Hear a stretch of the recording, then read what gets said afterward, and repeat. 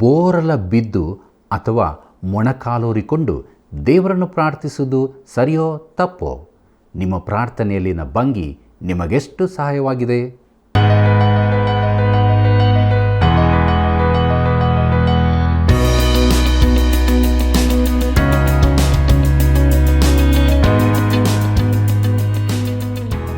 ಆತ್ಮೀಯ ಸಹೋದರ ಸಹೋದರಿಯರೇ, ನಿಮ್ಮ ಅಚ್ಚುಮೆಚ್ಚಿನ ದೈವಾನ್ವೇಷಣೆ ಕಾರ್ಯಕ್ರಮಕ್ಕೆ ನಿಮಗೆಲ್ಲರಿಗೂ ಪ್ರೀತಿಯ ಸುಸ್ವಾಗತ. ಪ್ರತಿಯೊಬ್ಬ ವಿಶ್ವಾಸಿಯು ಮಾಡಬೇಕಾದ ಪ್ರಾರ್ಥನೆಯ ತಿರುಳು ಏನಾಗಿರಬೇಕು? ದೇವರ ಕುಟುಂಬದಲ್ಲಿ ನಾವು ಪಾಲುಗಾರರಾಗಿದ್ದೇವೆಯೋ? ದೇವರ ಪ್ರೀತಿಯ ಗುಣಲಕ್ಷಣಗಳನ್ನು ತಿಳಿದುಕೊಳ್ಳಲು ನಮ್ಮನ್ನು ದೇವರಾತ್ಮನ ಹತೋಟಿಗೆ ಕೊಟ್ಟು ನಮ್ಮ ಅಧ್ಯಯನವನ್ನು ಪ್ರಾರಂಭಿಸೋಣ. ಬನ್ನಿರಿ, ಪ್ರಾರ್ಥನೆ ಮಾಡೋಣ. ತಂದೆಯಾದ ದೇವರೇ, ನಮ್ಮ ರಕ್ಷಕನೇ, ಒಡೆಯನೇ, ನಿನ್ನ ಪಾದ ಬಳಿಗೆ ನಾವು ಬಂದಿದ್ದೇವೆ. ನಿನ್ನ ಜೀವವುಳ್ಳ ವಾಕ್ಯಗಳ ಮೂಲಕ ನೀನು ನಮ್ಮ ಸಂಗಡ ಮಾತನಾಡಿ ನಮ್ಮನ್ನು ಬಲಪಡಿಸು. ನಾವು ಕೇಳಿ ವಿಧೇಯರಾಗುವುದಕ್ಕೆ ಸಹಾಯ ಮಾಡು. ನಮ್ಮೆಲ್ಲ ವೀಕ್ಷಕ ಬಾಂಧವರು ಇರುವಂಥ ಸ್ಥಳಗಳಲ್ಲಿ ನಿನ್ನ ವಾಕ್ಯವನ್ನು ಆಲಿಸುವಾಗ, ನಿನ್ನ ವಾಕ್ಯವನ್ನು ಅಧ್ಯಯನ ಮಾಡುವಾಗ ನೀನು ಅವರ ಸಂಗಡ ಮಾತನಾಡು. ಅವರನ್ನು ಬಲಪಡಿಸು. ಬಿಡುಗಡೆ, ಸಮಾಧಾನ, ರಕ್ಷಣೆಯ ಸಂತೋಷ, ಆರೋಗ್ಯವನ್ನು ಕೊಟ್ಟು ನಿತ್ಯ ಜೀವದ ನಿರೀಕ್ಷೆಯಲ್ಲಿ ದಿನಾಲು ಮುನ್ನಡೆಸಬೇಕಾಗಿ ಬೇಡುತ್ತೇವೆ. ನಮ್ಮ ಈ ಕಾರ್ಯಕ್ರಮದ ಮೂಲಕವಾಗಿ ನಿನ್ನ ವಾಕ್ಯವು ಬಲವಾಗಿ ಸಾರಲ್ಪಡುವಲ್ಲಿ ನಿನ್ನ ಚಿತ್ತವೇ ನೆರವೇರಲ್ಪಡಲಿ. ಯೇಸುವಿನ ನಾಮದಲ್ಲಿ ಬೇಡಿದ್ದೇವೆ ತಂದೆ, ಆಮೆನ್. ಮೂರ್ಖನ ನಡತೆ ಅವನ ಗಣನೆಗೆ ಸರಿ, ಜ್ಞಾನಿಯು ಉಚಿತಾಲೋಚನೆಯನ್ನು ಗಮನಿಸುವನು. ಜ್ಞಾನೋಕ್ತಿಗಳು 12:15. ಕರ್ತನಲ್ಲಿ ಪ್ರೀತಿಯುಳ್ಳ ಸಹೋದರ ಸಹೋದರಿಯರೇ, ನಮ್ಮ ರಕ್ಷಕನಾದ ಯೇಸು ಕ್ರಿಸ್ತನ ಅತಿ ಪರಿಶುದ್ಧವುಳ್ಳ ನಾಮದಲ್ಲಿ ನಿಮ್ಮೆಲ್ಲರಿಗೂ ನನ್ನ ಹೃದಯಪೂರ್ವಕವಾದ ಪ್ರೀತಿಯ ವಂದನೆಗಳು. ದೇವರ ಮಹಾಕೃಪೆಯಿಂದ ಎಫೆಸದವರಿಗೆ ಬರೆದ ಪತ್ರಿಕೆಯ ಅಧ್ಯಯನದಲ್ಲಿ ನಾವು ಮುಂದೆ ಸಾಗುತ್ತಾ ಇದ್ದೇವೆ. ಶಕ್ತಿ ಜ್ಞಾನಗಳಿಗಾಗಿ ಪ್ರಾರ್ಥನೆ ಎಂಬ ವಿಚಾರವನ್ನು ನೋಡೋಣ. ಎಫೆಸದವರಿಗೆ ಬರೆದ ಪತ್ರಿಕೆ 3ನೇ ಅಧ್ಯಾಯ 14ನೇ ವಚನ ಹೀಗೆ ಹೇಳುತ್ತದೆ: ಹೀಗಿರಲಾಗಿ ಯಾವ ತಂದೆಯಿಂದ ಭೂ ಪರಲೋಕಗಳಲ್ಲಿರುವ ಪ್ರತಿ ಜನವೂ ಹೆಸರು ತೆಗೆದುಕೊಳ್ಳುತ್ತದೋ ಆ ತಂದೆಯ ಮುಂದೆ ನಾನು ಮೊಣಕಾಲೂರಿಕೊಂಡು ಎಂಬುದಾಗಿ. ಕರ್ತನಲ್ಲಿ ಪ್ರಿಯರೇ, ಹೀಗಿರಲಾಗಿ ಅಥವಾ ಈ ಕಾರಣದಿಂದಾಗಿ ಅಂದರೆ ಯಾವ ಕಾರಣ? ಎಫೆಸದವರ ಕುರಿತು ಅವನಿಗಿದ್ದ ಅತ್ಯಾಸಕ್ತಿಯಿಂದಾಗಿ ಈ ಮಹಾಕಾರ್ಯದ ಸತ್ಯಕ್ಕೆ ಅವನು ಪ್ರವೇಶಿಸಬೇಕೆಂದು ಅವನ ಆಶೆಯಾಗಿತ್ತು. ನಾವು ವಾಸಿಸುವ ಈ ಯುಗದ ಕ್ರಿಸ್ತನಲ್ಲಿರುವ ದೇವರ ಕೃಪೆಯ ಸಕಲ ಐಶ್ವರ್ಯವನ್ನು ಅವರು ಅನುಭವಿಸಬೇಕೆಂದು ಇದು ಹಿನ್ನೆಲೆಯಾಗಿರುತ್ತದೆ. ಅದಕ್ಕಾಗಿಯೇ ವಚನ 1 ಮತ್ತು 14 ನಡುವೆ ನಡುವಣ ಪ್ರಸ್ತಾಪವನ್ನು ಸೇರಿಸಿದ್ದಾನೆ. ಪೌಲನು ಪ್ರಾರ್ಥನಾ ವ್ಯಕ್ತಿಯಾಗಿದ್ದಾನೆಂಬುದನ್ನು ಮೊದಲೇ ನೋಡಿದ್ದೇವೆ. ಈ ಪತ್ರಿಕೆಯಲ್ಲಿ ಇದು ಪೌಲನ 2ನೇ ಶ್ರೇಷ್ಠ ಪ್ರಾರ್ಥನೆಯಾಗಿದೆ. ಸಭೆಯನ್ನು ದೇವರ ಪದ್ಯವನ್ನಾಗಿ, ಪವಿತ್ರಾತ್ಮನ ದೇವಾಲಯವಾಗಿ, ಯುಗಾಂತರಗಳ ಮರ್ಮವಾಗಿ ದೃಷ್ಟಿಸಿದ ಪೌಲನು ಈ ವಿಶೇಷ ಸತ್ಯಗಳು ವಿಶ್ವಾಸಿಗಳ ಜೀವಿತಗಳಲ್ಲಿ ನಿಜವಾದದಾಗಿ ಕಾಣುವಂತಾಗಬೇಕೆಂದು ದೇವರಲ್ಲಿ ಪ್ರಾರ್ಥಿಸಿದನು. ಪ್ರಿಯರೇ, ಈ ವಚನದಲ್ಲಿ ಪೌಲನ ಪ್ರಾರ್ಥನೆಗಳಲ್ಲಿನ ಇನ್ನೊಂದು ಲಕ್ಷಣವನ್ನು ಗಮನಿಸುತ್ತೇವೆ. ಅದು ಪ್ರಾರ್ಥನೆಯಲ್ಲಿನ ಅವನ ಭಂಗಿಯನ್ನು ತಿಳಿಸುತ್ತದೆ. ನಾನು ಹೆಚ್ಚು ವಿಮರ್ಶೆಗೆ ಹೋಗುವುದಿಲ್ಲ, ಆದರೆ ಅವನು ಮೊಣಕಾಲೂರಿಕೊಂಡು ಎಂದು ಹೇಳುತ್ತಾನೆ. ಪ್ರಿಯರೇ, ನಾವು ನಮ್ಮ ಬಹಿರಂಗ ಪ್ರಾರ್ಥನಾ ಕೂಟಗಳಲ್ಲಿಯೂ ಮೊಣಕಾಲೂರಬೇಕೆಂದು ನಾನು ಹೇಳುತ್ತಿಲ್ಲ, ಆದರೆ ನಾವು ಹಾಗೆ ಮಾಡುತ್ತಿದ್ದರೆ ಒಳ್ಳೆಯದಿತ್ತು. ದೇವಸೇವಕರಾದ ಡಾಕ್ಟರ್ ವರ್ನನ್ ಮೆಗ್ಗಿಯವರು ಈ ರೀತಿಯಾಗಿ ಹೇಳುತ್ತಾರೆ: ಟೆನ್ನೆನ್ಸಿಯ ನಾಶ್ವಿಲ್ಲೆಯಲ್ಲಿ ನಾನು ನನ್ನ ಸಭಾಪಾಲಕೋದ್ಯೋಗ ಪ್ರಾರಂಭಿಸಿದಾಗ ಮಫ್ರಿ ಶೋರೋ ಎಂಬಲ್ಲಿ ಒಂದು ಕೂಟವನ್ನು ನಡೆಸಿದೆ. ಅದು ನಾನು ನಡೆಸಿದ ಕೂಟಗಳಲ್ಲೇ ಅತ್ಯುತ್ತಮವಾದದ್ದಾಗಿತ್ತು. ಅದು ಒಂದು ಚಿಕ್ಕ ಹಳ್ಳಿ ಸಭೆಯಾಗಿತ್ತು. ಕೂಟ ಪ್ರಾರಂಭಿಸುವಾಗ ನಾನು ನಮ್ಮ ತಲೆಗಳನ್ನು ಬಾಗಿ ಪ್ರಾರ್ಥಿಸೋಣ ಎಂದು ಹೇಳಿದೆ. ನಾನು ಕಣ್ಣು ಮುಚ್ಚಿದೆ. ಏನೋ ಬರಬರ ಶಬ್ದವಾಯಿತು. ಎಲ್ಲರೂ ಹೊರಗೆ ನಡೆದಂತೆ ಭಾಸವಾಯಿತು. ನಾನು ಮೆಲ್ಲನೆ ಕಣ್ಣು ತೆರೆದೆ. ಯಾರೂ ಕಾಣಲಿಲ್ಲ. ಎಲ್ಲರೂ ಹೊರ ಹೋದರೆಂದು ಭಾವಿಸಿದೆ. ಆದರೆ ನಾನು ಪ್ರಾರ್ಥನೆ ಮುಂದುವರಿಸಿದೆ. ಕೊನೆಗೆ ಆಮೇನ್ ಎಂದು ಹೇಳಿ ಕಣ್ಣು ತೆರೆದೆ. ಆಗ ಅವರೆಲ್ಲರೂ ವೇದಿಕೆಯ ಮುಂಭಾಗದಿಂದ ತೆನೆಯಿಂದ ಹೊರಬರುವ ಕಾಳಿನಂತೆ ಒಬ್ಬೊಬ್ಬರಾಗಿ ಬರತೊಡಗಿದರು. ಅವರೆಲ್ಲರೂ ಮೊಣಕಾಲೂರಿದ್ದರು. ನಮ್ಮ ಕೂಟವು ಅದ್ಭುತವಾಗಿ ನಡೆಯಿತು. ನನ್ನನ್ನು ತಪ್ಪಾಗಿ ತಿಳಿಯಬೇಡಿರಿ. ಅವರು ಮೊಣಕಾಲೂರಿದ್ದರಿಂದ ನಮ್ಮ ಕೂಟ ಒಳ್ಳೆಯದಾಗಿತ್ತೆಂದು ನಾನು ಹೇಳುತ್ತಿಲ್ಲ, ಆದರೆ ಅದು ಉತ್ತಮವಾದದ್ದಾಗಿತ್ತೆಂದು ನನ್ನ ಭಾವನೆ ಎಂಬುದಾಗಿ.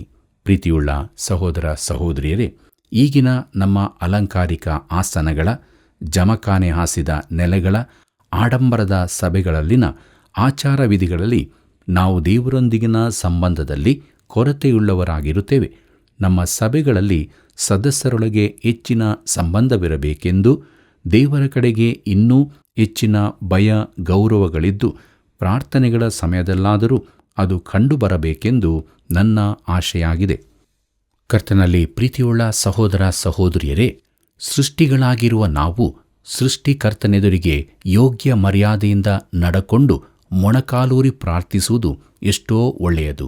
ಪೌಲನು ಆ ರೀತಿ ಪ್ರಾರ್ಥಿಸಿದನು ಮತ್ತು ಅದು ಸರಿಯಾದ ಭಂಗಿ ಎಂದು ನಾನು ಯಾವಾಗಲೂ ನೆನೆಸುತ್ತೇನೆ. ಪೌಲನು ಹಾಗೆ ಮಾಡಿದ್ದನು ಮತ್ತು ಅವನು ನಮಗೆ ಒಳ್ಳೆ ಮಾದರಿಯಾಗಿದ್ದಾನೆ. ನಮ್ಮ ಕರ್ತನು ಕೂಡ ಗೆತ್ಸೇಮನೆ ತೋಟಕ್ಕೆ ಹೋಗಿ ಬೋರಳ ಬಿದ್ದನೆಂದು ಬರೆದದೆಯಲ್ಲ.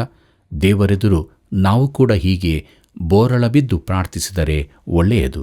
ಪ್ರೀತಿಯುಳ್ಳ ದೇವಜನರೇ, ಇಲ್ಲಿ ನಾವು ಗಮನಿಸಬೇಕಾದ ಇನ್ನೊಂದು ಸಂಗತಿಯೂ ಇದೆ.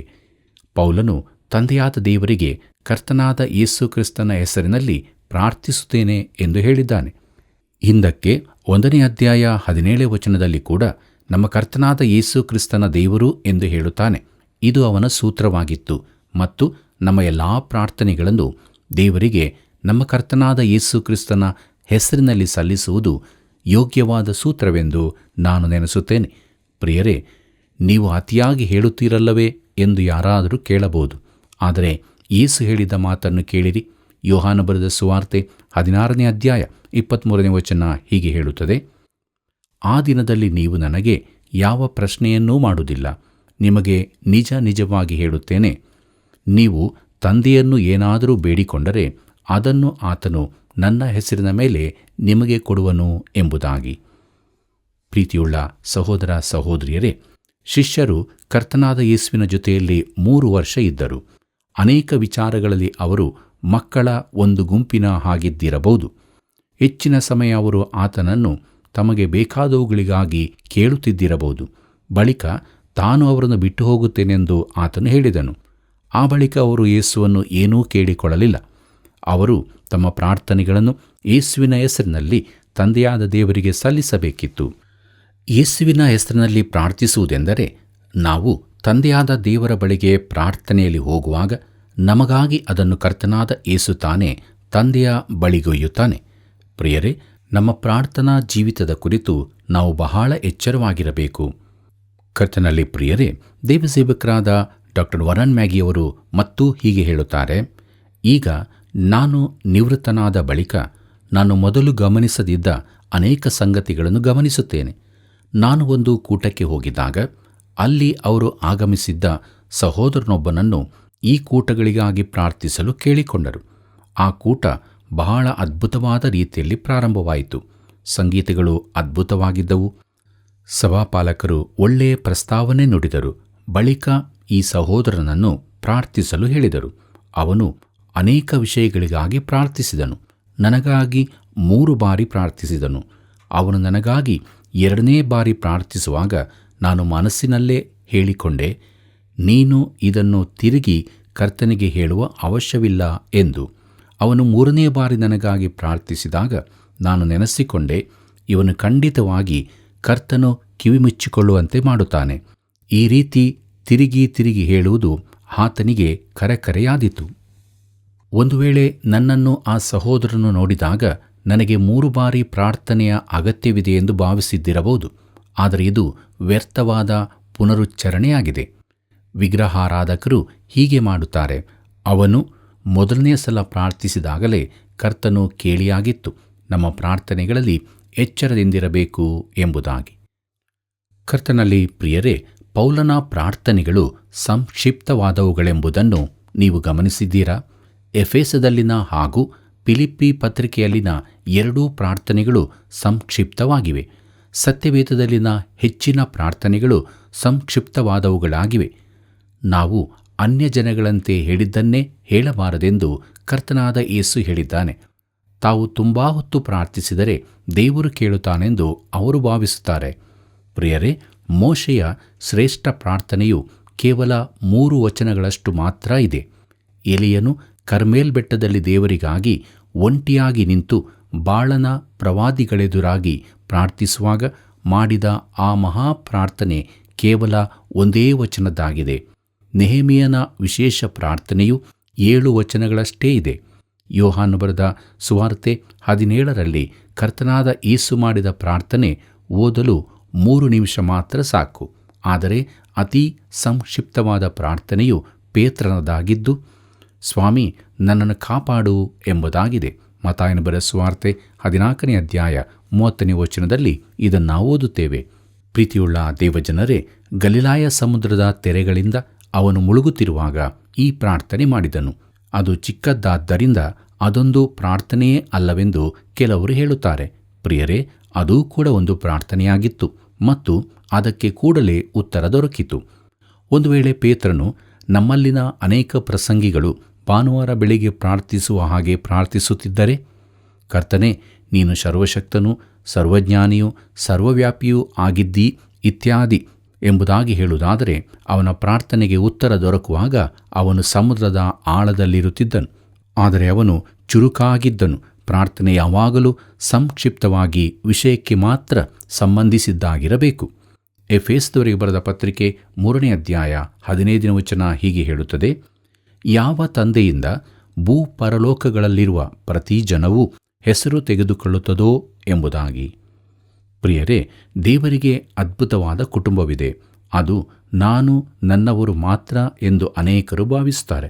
ಆದರೆ ಅದು ಅದಕ್ಕಿಂತ ವಿಸ್ತಾರವಾದದ್ದು. ಕೆಲವರು ನೆನೆಸುವುದೇನೆಂದರೆ, ಸಭೆಯಲ್ಲಿ ತಾವಿರುವ ಚಿಕ್ಕ ಗುಂಪೇ ದೇವರಿಂದ ಕೇಳಿಸಲ್ಪಡುವಂಥದೆಂದು. ಇನ್ನೂ ಕೆಲವರು ತಮ್ಮ ಸ್ಥಳೀಯ ಸಭೆಯೇ ಭಕ್ತರದೆಂದು. ಇನ್ನೂ ಕೆಲವರು ತಾವು ಸೇರಿರುವ ಸಭೆಯೇ ಇಡೀ ದೇವರ ಕುಟುಂಬವೆಂದು ಭಾವಿಸುತ್ತಾರೆ. ಇನ್ನೂ ಕೆಲವರು ಪಂಚಾಶತಮ ದಿನದಿಂದ ಸಭೆ ಎತ್ತಲ್ಪಡುವವರೆಗಿನ ವಿಶ್ವಾಸಿಗಳು ಮಾತ್ರ ಸಭೆಯೆಂದು. ಪ್ರಿಯರೇ, ಸಭೆ ಅಸ್ತಿತ್ವಕ್ಕೆ ಬರುವುದಕ್ಕಿಂತ ತುಂಬ ಮೊದಲೇ ದೇವರು ಜನರನ್ನು ರಕ್ಷಿಸಿದ್ದನು. ಸಭೆ ಭೂಲೋಕದಿಂದ ಎತ್ತಲ್ಪಟ್ಟ ಬಳಿಕ ಆತನು ಜನರನ್ನು ರಕ್ಷಿಸುತ್ತಾನೆ. ಮಾತ್ರವಲ್ಲದೆ ದೇವರ ಕುಟುಂಬಕ್ಕೆ ಬೇರೆ ಸದಸ್ಯರೂ ಇರುತ್ತಾರೆ. ದೂತರು ಆತನ ಕುಟುಂಬಕ್ಕೆ ಸೇರಿದವರು. ಅಪೊಸ್ತಲನಾದ ಯೋಹಾನನು ನೋಡಿದ ದೇವರ ಸೃಷ್ಟಿಗಳಾದ ಜೀವಿಗಳೂ ಇದ್ದಾರೆ. ಅವರನ್ನು ಲೆಕ್ಕ ಮಾಡುವುದು ಅಸಾಧ್ಯವಾದದ್ದು. ಈ ಎಲ್ಲರೂ ದೇವರ ಕುಟುಂಬವಾಗಿದ್ದಾರೆ. ಮುಂದಕ್ಕೆ ನೋಡೋಣ. ಎಫೆಸದವರಿಗೆ ಬರೆದ ಪತ್ರಿಕೆ 3ನೇ ಅಧ್ಯಾಯ 16ನೇ ವಚನದಿಂದ 19ನೇ ವಚನದವರೆಗೆ.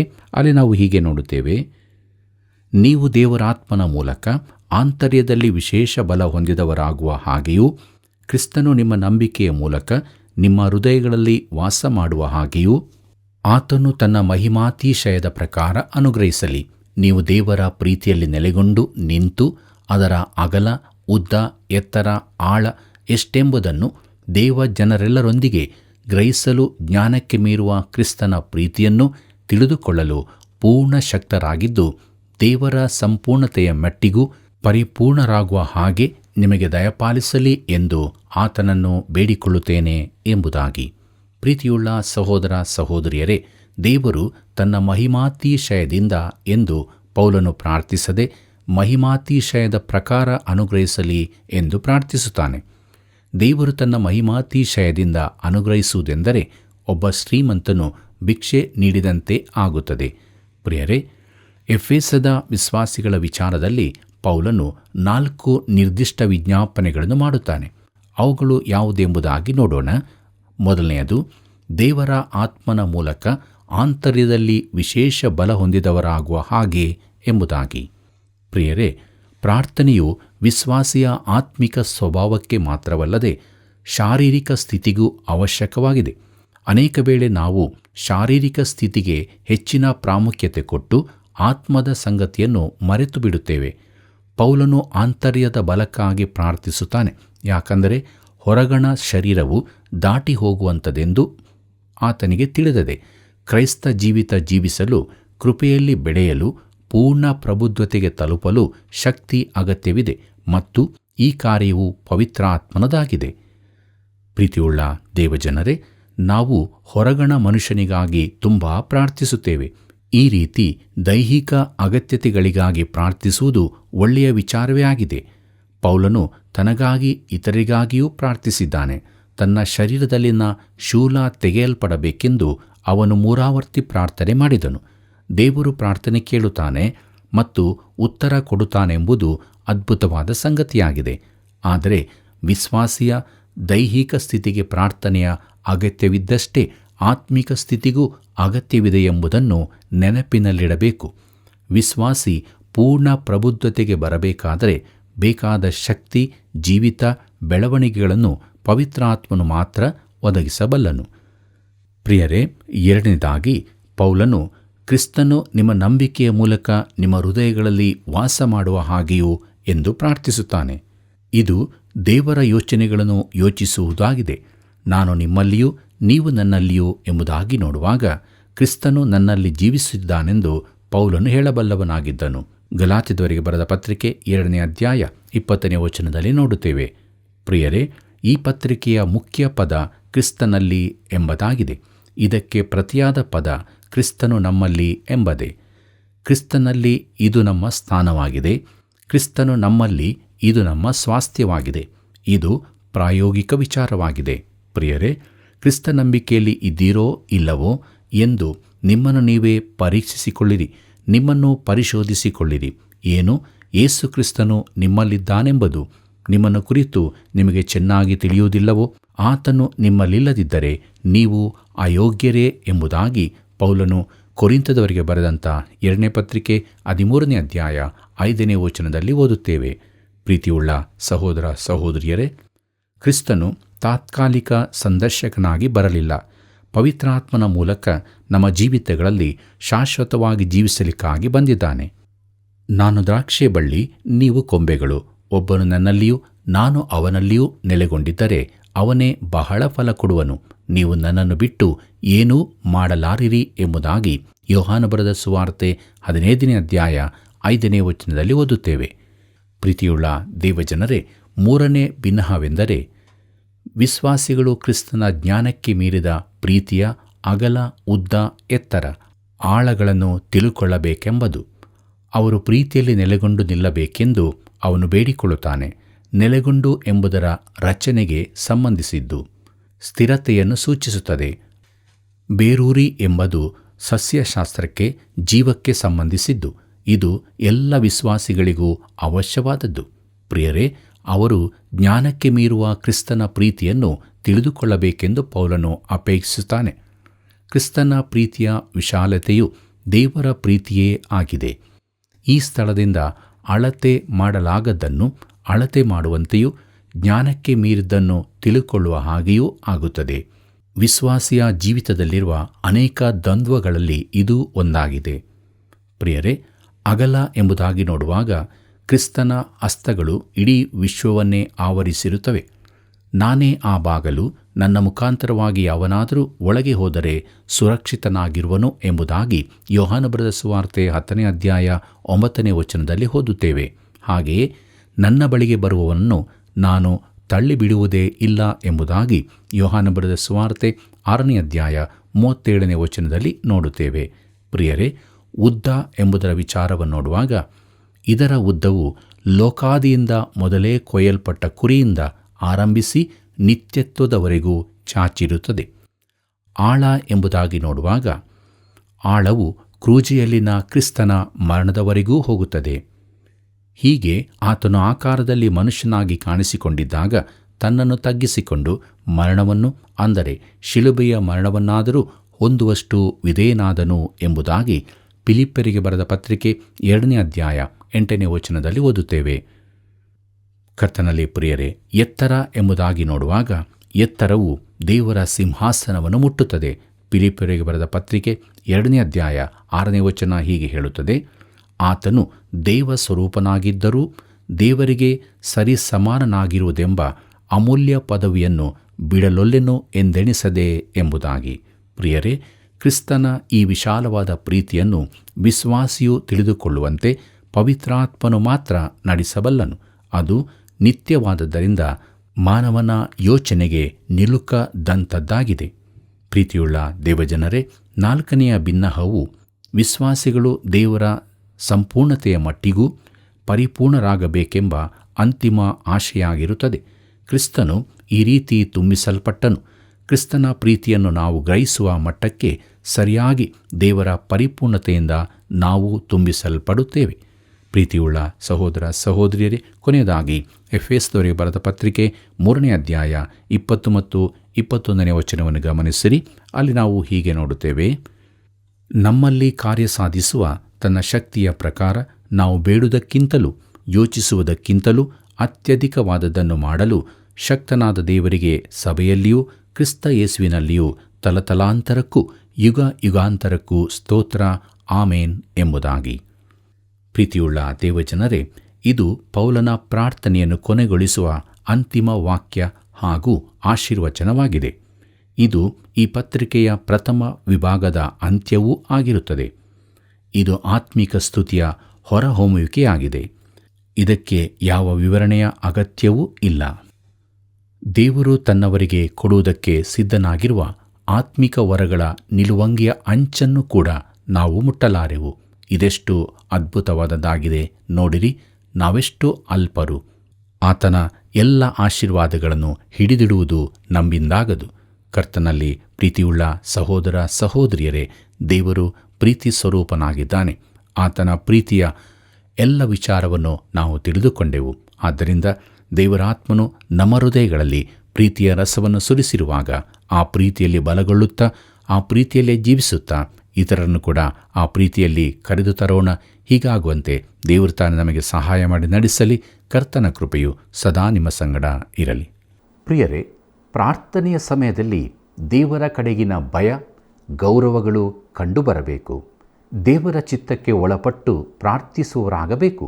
ಹಾಗೂ ಪ್ರಾರ್ಥನೆಯು ಅಪ್ಪಣೆಯಾಗಿರದೆ ವಿಜ್ಞಾಪನೆಯಾಗಬೇಕು. ಆದುದರಿಂದ ದೇವರ ಪ್ರೀತಿಯಿಂದ ತುಂಬಿದವರಾಗಿ ದೇವರ ಸಂಪೂರ್ಣತೆಯ ಮಟ್ಟಿಗೂ ಪರಿಪೂರ್ಣರಾಗಬೇಕೆಂಬ ಆಶೆಯಿಂದ ನಾವೆಲ್ಲರೂ ಜೀವಿಸೋಣ.